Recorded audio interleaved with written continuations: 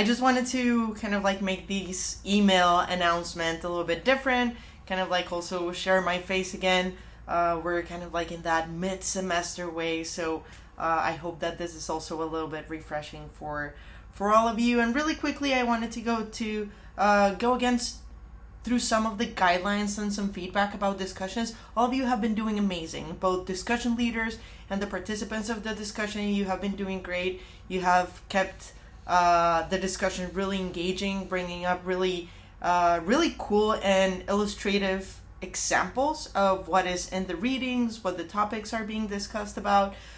So thank you all for being so engaging. I really love how the discussions are going this semester.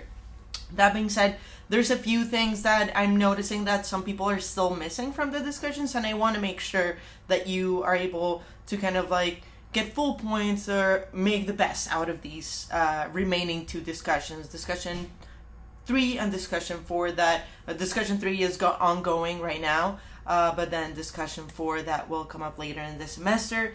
As I've mentioned, for those substantive posts, some things that some people are still missing a little bit is remind yourself to always have an evolutionary foundation to your response, right? A lot of people, for example, in these last few readings, they were bringing up really cool examples of how, like ecological interactions are shaped, right? And how ecological dynamics can influence, have these cascading effects, whether if you have one species that is removed or, or it increases as a pest, how that can change the dynamic of the community or the ecosystem in general. But it didn't quite get much into the evolutionary adaptations that perhaps some individuals were having in response to these ecological changes, right? So making sure that you're always tying up the evolutionary biology concepts that are highlighted in the readings and that we're talking through the discussions,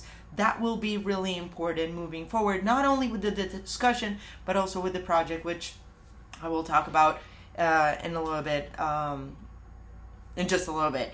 The other thing that I noticed about the discussions is that a lot of people, not a lot, but a few of you are still missing some supportive posts. So some people only had one supportive post. Remember that to get full points for this assignment, you need to provide at least 2 supportive posts, and always add in an additional resource to those supportive posts. Like it doesn't have to be a peer-reviewed piece. It can be something that you read on the New York Times, something that, like a website that a friend of you shared and you're like, oh my gosh, this connects really well with what you're providing your substantive post. So make sure that you're sharing those additional resources and that you are using a standard citation format to kind of like make reference to that additional source that you're bringing in. Most of you are doing great on that aspect. Some of you are still missing some key points. So many of you have been asking, like, can you give me some feedback on where I'm missing some points? I've tried to do that on Canvas. I left some specific notes for each of you on the places that you may have missed some points. But just remember, add additional resources. Make sure you're putting the reference at the end of that, not just about your additional resource or any citation that you have in there, including the required readings. So that in general for discussions, again, most of you are doing great. So that's kind of like the little feedback that I have for you all. Now let's talk a little bit about the group, not the group, but the personal semester project. So the project draft is coming up in a little bit under 2 weeks. So I really hope that all of you are making some sort of like progress towards that. Remember that for this draft section, it is a draft, but we want it to be as complete as possible so we can provide the most valuable feedback. If you're just providing bullet points, it's sometimes the reader is the one making the connections rather than seeing you, the writer, making those connections. So for us to be able to provide valuable feedback, try to have this draft as complete as possible. That way, when it comes to the final, you just have to make some minor tweaks and edits to it, and then you're done. Another important thing is that remember that the project is a 2-part project. So you have your synthesis paper, and then you have your product, whether it's an infographic, whether it's a lesson plan, or whether it is kind of like a blog or an op-ed, right? So for your project draft, make sure that you have both pieces, both the synthesis and a draft of infographic, lesson plan, or op-ed, whichever you choose to do, right? Similar to the discussions, and this is what I was mentioning, make sure that you are highlighting the evolutionary aspect of your project. For some of you, I've already provided specific feedback about how you can kind of like tweak your projects to kind of like highlight that evolutionary component in the feedback that I provided you in the project idea to do. So make sure you are highlighting that. Some people have reached out to me and said like, okay, do I need to put all the synthesis information in the infographic or in the lesson plan? No. Keep in mind that the product that you are submitting, by product I mean either the infographic or the synthesis or the blog or the lesson plan.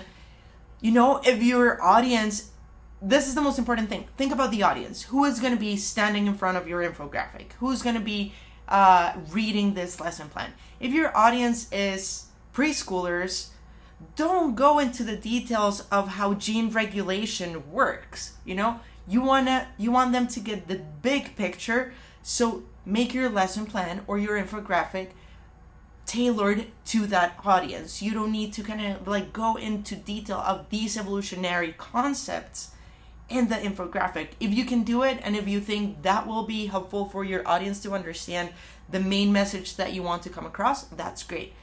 But what's important is that your product is clear to that audience that you want to present this information to. But what we want to do with the synthesis is kind of like look behind the scenes of what was your thought process or your reasoning for what you are putting in that infographic, lesson plan, or blog, or your product in general, right? So you are giving us that evolutionary background of what is presented in the infographic. And that's what we want you to do with the synthesis. It's like, okay, here's my product. This is my reasoning to present this to you. And that's when the synthesis paper comes into going into detail about what is the evolutionary process of what you're coming up with. So just keep that in mind. If you have any questions about this, I've already met with a few people. Most people that I've met have said that it has been really valuable to meet because we can kind of like brainstorm together. So if you're feeling stuck with your project, please make an appointment with me, whether that's my office hours or outside the office hours. I'm happy to find a time to meet with you, and we can just find a time to kind of like brainstorm these ideas. What else do I have here? Also, make sure you look at the resources that I shared on the Shoot the Breeze, and I'll also post the link to the email about kind of like how to do these literature reviews and synthesis papers. Kind of like some people use a synthesis paper matrix or template matrix that helps you. If you are using this synthesis template matrix that is shared in the Ginny Boehm's kind of like slides and what's linked in the email, make sure that you don't restrict yourselves to that template. That is a template, and that template is for you to keep adding things. So if there's a column that you think that can be valuable, so for example, I don't know, if you're looking at human-wildlife interactions and that how that is influencing, you know, the evolutionary adaptations to a specific species to urbanization, let's say, you can put a extra column on your template that says like, what is this paper about in general? Is it about urbanization? You know, is it about the genetic adaptations, right? Is it about morphological changes? That way, when you are writing down your synthesis paper, you can go back to those readings and being like, okay, this, and this reading are touching on the morphological adaptations to urbanization. And then you can put together 2 or 3 sentences that relate to morphological adaptations to urbanization. So those kind of like things will be important. So keep adding columns as you see fit. Again, remember, this is a template. This is not something that is kind of like written in stone and that you have to fit to it. It's for you to kind of like play with it and keep adding on to it. And I think that's all I had for you today. Again, I hope that you found this video useful. If you have any questions, remember, just send it on the Shoot the Breeze, on a response to this post that I'm going to put out there. Feel free to email me, make an appointment, or discuss with your peers. And if several of you are having same questions, I'm happy to meet as a group.